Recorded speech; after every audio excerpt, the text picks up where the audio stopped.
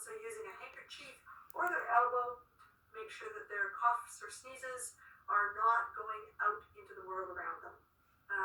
These are, again, great etiquette and safety techniques to teach the kids. Okay. And I'm going to talk a little bit about the digital citizenship. And this is, again, something that you can share with the families that you support. And it's not something that we spend a lot of time talking or even thinking about. But when kids start getting onto media at a really young age, which they're going to be doing now to talk to grandma or, Uncle Bob or whoever it is that they're connecting with virtually. And as well, when parents are working at home, the chances of kids having access to technology are much, much higher. This is something that is probably really important to share with the families that you support. So the best practices for digital media for kids, originally both the pediatric societies in Canada and the United States were suggesting that no screen time at all for kids under the age of 2 and very, very minimal screen time for kids under the age of 5. With COVID, that's changed because how do you, again, connect with your group? If you have to only stay with your family, your immediate family in your home, your little bubble, there may be lots of other family members that you or friends that you want to connect with, and you're going to be doing it online. So more than ever, this is super important for the kids to know. Because we're using the phones all the time, because we're online all the time, families may not even think about this. So again, it's a great opportunity for you to share this information with them. So always with the kids, and it's kids under 10, the parents need to be using the media with them.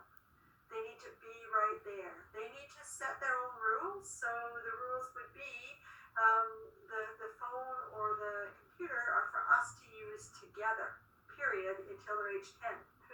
And then following that, when they get a bit older, being able to set different rules as the kids get a bit more skilled and more independent. Setting the expectations and rehearsing them. So as the kids are, again, starting to get a little bit older, the parents can be talking about safe places to go and going to places that are safe together. Connecting media to real life. We're going to use this to see grandma because we can't visit her and she can't visit us. So that's definitely connecting it to real life. Talking about commercials and other advertising that could be found on the media, talking about what that's about and how important it is or not, why those decisions would be important to make or not. When kids see commercials for toys, they often want those toys, and talking about difference between wanting something or admiring something and what they really need. So there's lots of conversations that can come up around that, and that could be starting right from young. Encouraging creation as well as consumption. So devices online can be useful for learning new things, for getting bits of information, but the families need to again guide their kids through that. And then talking about digital citizenship, and I'll run quickly through that in a second. And then modeling the behavior that you want to see in your kids. So when you're together with your kids, the best thing for parents to do is to put their devices away. Like unless you're doing something functional with that, so finding out a piece of information that relates to real life, or doing something really creative together, or talking to somebody who you haven't been able to see in person, the best place for the devices is away when you're around your kids, because they need to relate. They need the personal connection to be able to do really well. So digital citizenship is about internet safety. So again, making sure that you're supervising your kids as much as possible, supervising them 100% up until age 10, and then after that, really staying in connection with what they're doing. Making sure that they are protected with privacy and security, so the sites that are no good for them to be on are locked. Following through in terms of relationships and communication, teaching them how to talk to others so that they're kind and considerate, teaching them what to do if there is drama online and things that aren't nice. Remembering that, what goes online will stay online. Being able to talk about self-image and identity, because some of the images that are portrayed online, and kids pick up on this from a really young age, may not be realistic for the kids. Helping them find the models that make sense for them, helping them know where to go for information. And as the kids get older, of course, being able to talk about the credit and copyright opportunities. So the kids are online really young. In the last workshop I did on this, somebody was saying that families were asking about 9-month-old who knows how to turn on and off their phone because they've been doing it to connect with family members. And the 9-month-old knows how to access this device, right? So it's never too early, and especially right now, it's never too early to really start teaching this digital citizenship. And the lovely thing about it is if you start early, or you teach the families to start early around this, is that they're going to give their kids some really good skills as the kids grow up. So these are great handouts to provide for families, or information pieces to share with them in the ways that you do. So parents need to help kids make good choices, help them always choose what they're going to be looking at online. They need to always check what's happening with their kids online, and they need to follow up to talk about what the kids found, how they felt about it, what it made them feel like, all of those kinds of things.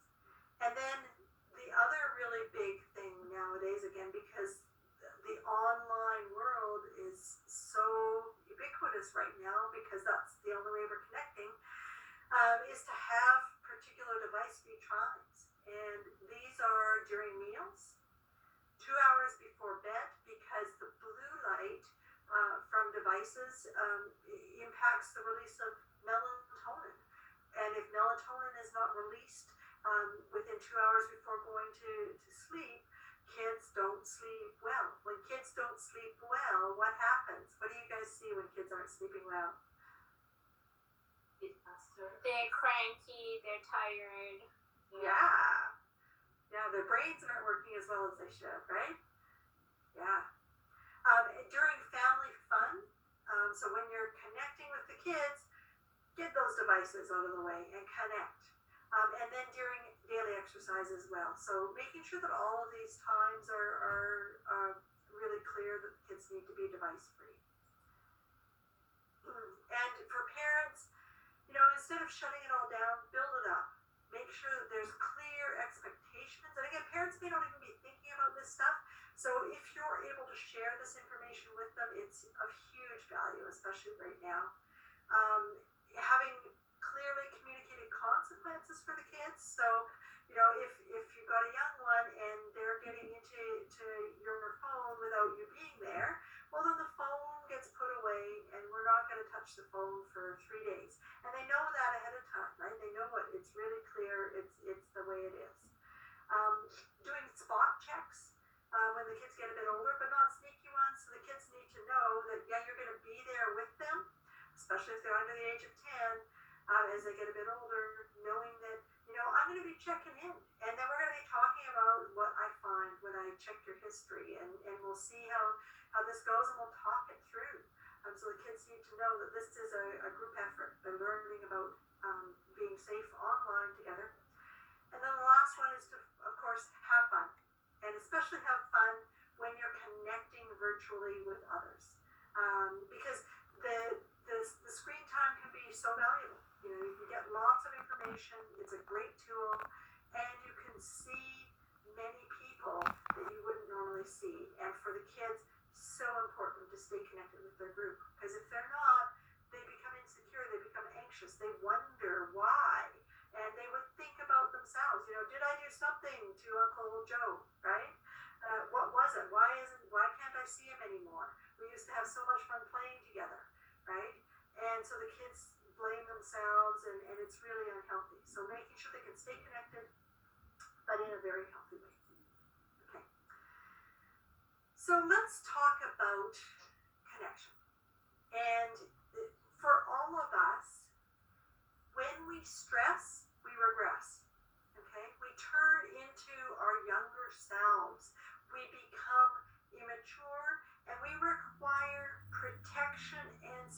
maturity because our primitive brain isn't being engaged. When there's stress, our bodies are full of cortisol, which is a stress hormone. We're not thinking with our mature brains. We're not problem solving. We need to be reactive, or we are reactive.